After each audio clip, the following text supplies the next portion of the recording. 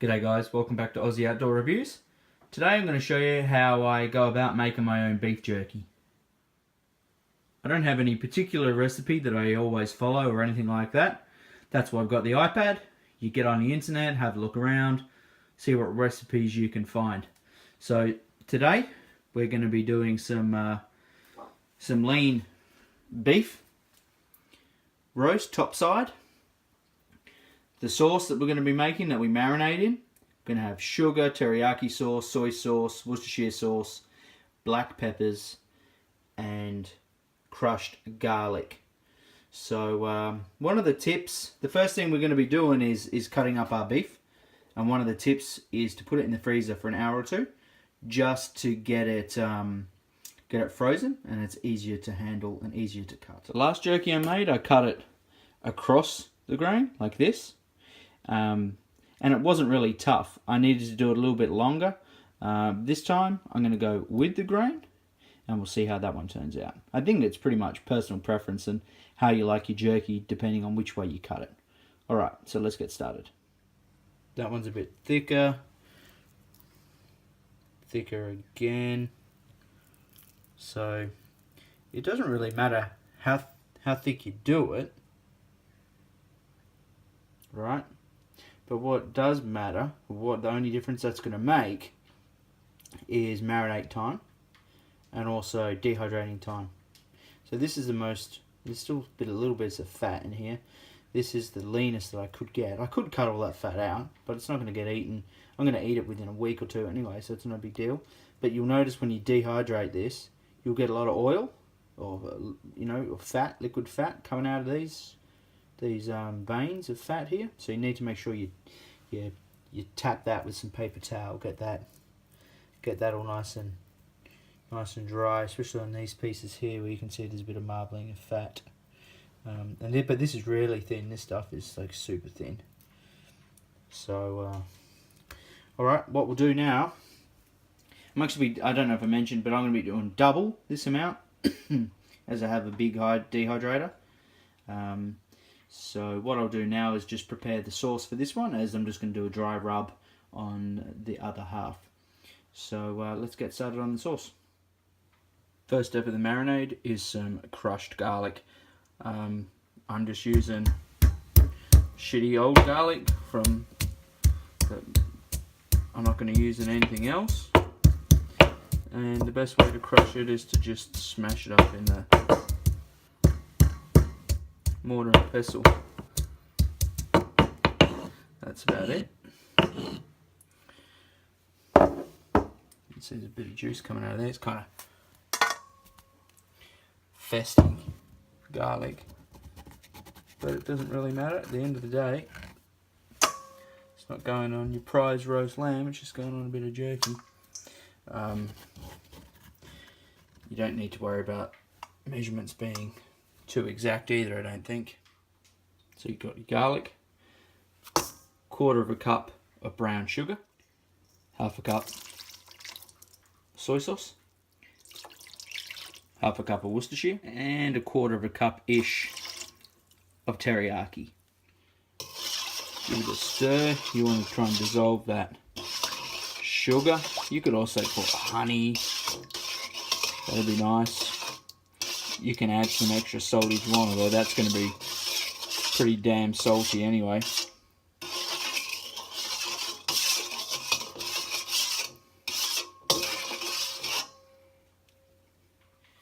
Then you want to start adding your meat. Pretty much you just want to bung it in. Get all the bits separate. You don't want any of it sticking together if you can. The thing with jerky is, if you make some small bits like the last one I threw in, you can use that, you can dehydrate that. What you need to do when you are loading your dehydrator, after this is marinated for 24 hours or however long you can afford to marinate it for, you want to stack your dehydrator with like for like bits of beef.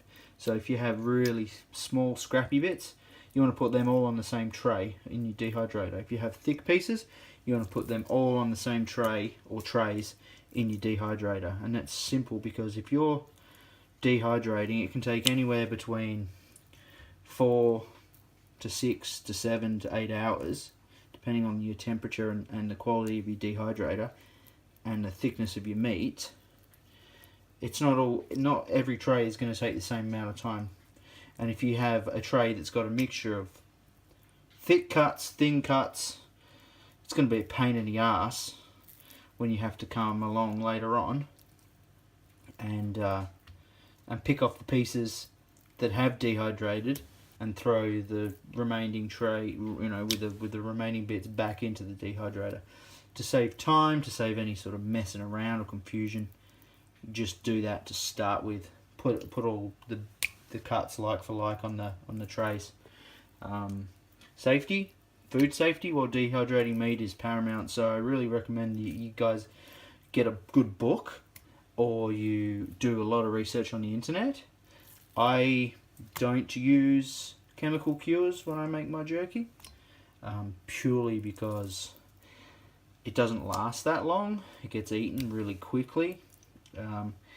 If I was planning to keep jerky for any period of time, you know, a month or longer, then I more than likely would use a cure, which is sodium nitrate or sodium nitrite. You can buy it from plenty of different places on the internet, or perhaps at your local homebrew store, because it's used in brewing, ciders and all sorts of stuff too. Then if I was going to keep it for any longer than a month, then I'd put it in there. Rather be safe than sorry. Quality of your dehydrator. I've bought arguably probably the best dehydrator you can get, the Excalibur Digital 9 tray. So it's got 9 trays. It's a behemoth of a dehydrator. It's got very good reviews. You can look at them on Amazon or whatever, and you'll see it later on in the video. So what I'm going to do now, I'll just get the rest of the meat in, get it covered, and then I'll show you guys in 24 hours when I'm loading up the dehydrator. So for the other cut of meat here, which is 0.8 a kilo, 800 grams, we are going to be using these pre-purchased and pre-made seasonings. This is a Cajun blend seasoning, which is really good. It tastes great. The only thing I don't like about it is it has, what is it? It's in the back here.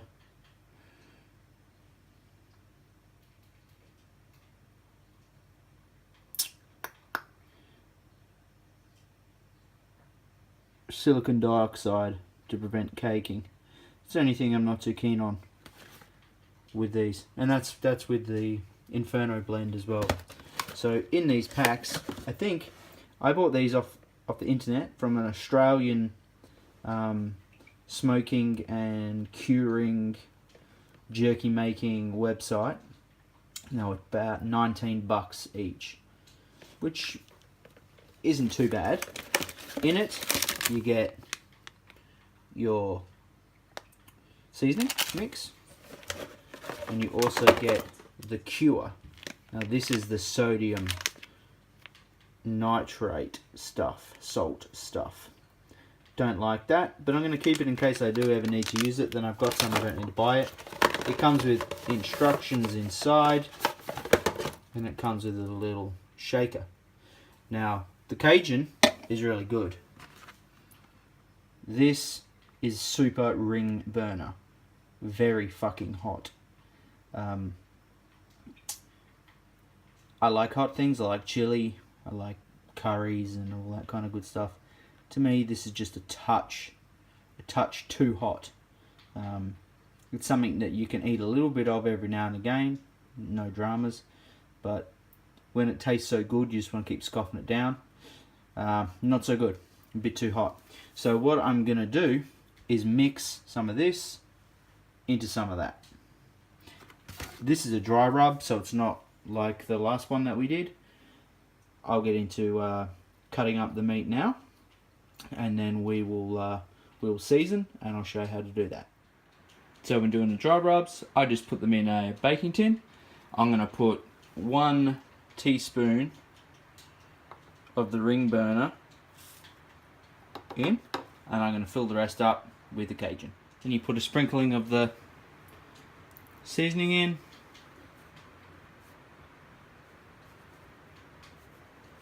Chuck your jerky in on top. It's kind of hard to do one-handed, but you get the gist. And then you do 1 layer, and then you sprinkle more jerky on top, mix it around a bit, and then just throw the next batch directly on top. So there you have it. Layers of jerky and seasoning. We got that much left in the bottle. The bottle was just under full. Might as well just bung it on. And then what I'm going to do is just mix that up. Mix it all together. Put some cling film over the top and put it in the fridge. I don't know how important it is to let this cure. It's probably quite important. Or to season. Earlier I touched on jerky safety. You can use salt as a cure as well. And I think it kills all the bacteria and stuff like that. You can get pretty crook if you eat jerky that's turned rancid, and you do have to think about that, I think, if you're going to be making jerky, especially for a hobby. It's not worth getting sick over. So the other way to do that is to dehydrate it at a high temperature. I believe it's 150 or 155 degrees Fahrenheit or 71 degrees Celsius. But again, you know, if you're going to be doing this, you're responsible to make sure that you make a safe treat. So please look into it. This is just how I do it. It's not how I recommend anybody else does it. But, you know, it's very easy to make. The hardest part is waiting for it to season in the fridge. Alright. Okay guys, so the beef has been marinating for 24 hours. You can see the colour change in the meat on the left hand side. It's absorbed a lot of the marinade. And on the right, the dry rub still looks the same. What we'll do now is we'll set the beef on the left on a heap of paper towels, organise it by size, and then we will dry it off so that there's not a whole heap of dripping going on inside the dehydrator, and that meat has absorbed all that it's going to. So by keeping any excess marinade on the outside, all that you're going to do is slow down the dehydrating process. So once you take all the meat out of the marinade, stuck it in layers of paper towel to absorb the remaining marinade, and this is what you're left with. You'll notice once you marinate it, you'll see the sections of fat will really stick out compared to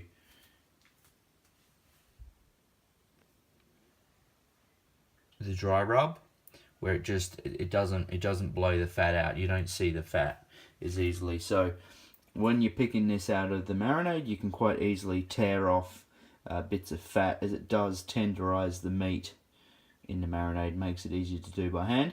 If not, before you stack it on your trays, or as you're stacking it on the trays, come along and cut these pieces of fat out. And also, when I stack my jerky, I do the thicker pieces on this end and then the thinner pieces down this end, just because I do all the thin pieces on one tray and all the thicker pieces on the other. Once the marinade has been patted off, it's time to load your trays and to put them in your dehydrator. That top one doesn't have all that much, but you see I put them up quite tight on there.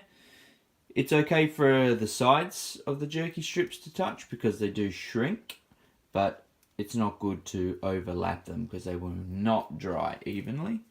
So This is just a bit of trial and error about how I'm going to fit this out. At the moment I'm doing every second tray down. It's a 9 tray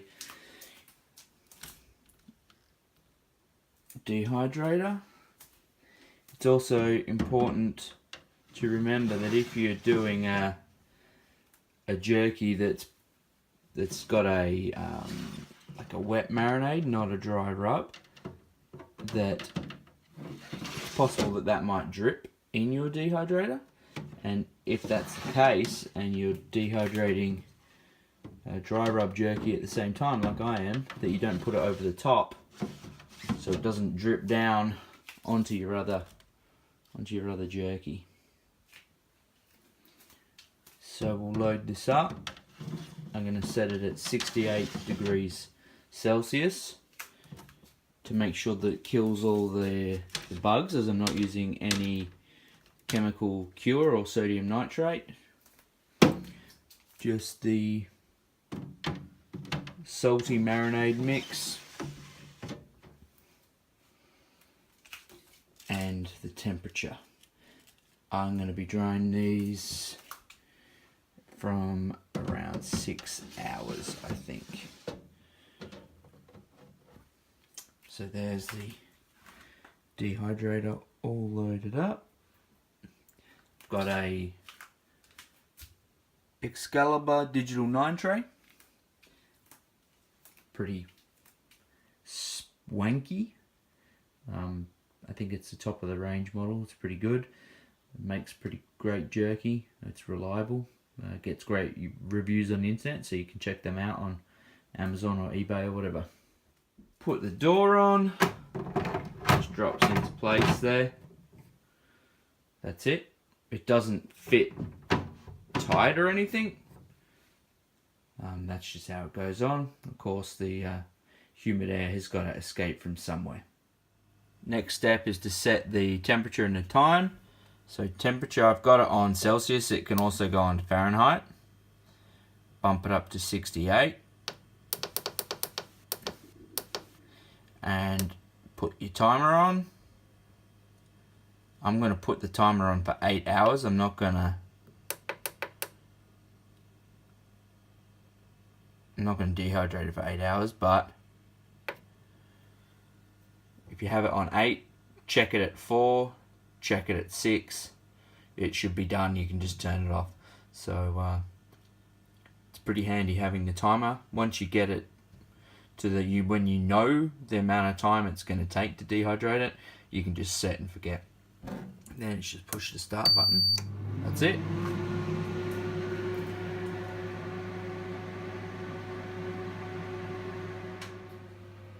Okay guys, here we go. Finished jerky. We have the Cajun ring burner and the soy teriyaki. What you're looking for when you bend them is that they don't just snap, but then you see the fibers stretch out there. This beef had a little bit of fat through it that really showed when you dehydrated it. I'm trying to find a piece here. I don't know if you can see the sheen or shine on that. There's a little bit of oil, but that's okay because we're going to be eating it pretty quick. This isn't all of it. There's still maybe another half in the dehydrator. Some of the thicker pieces are still got a little while to go.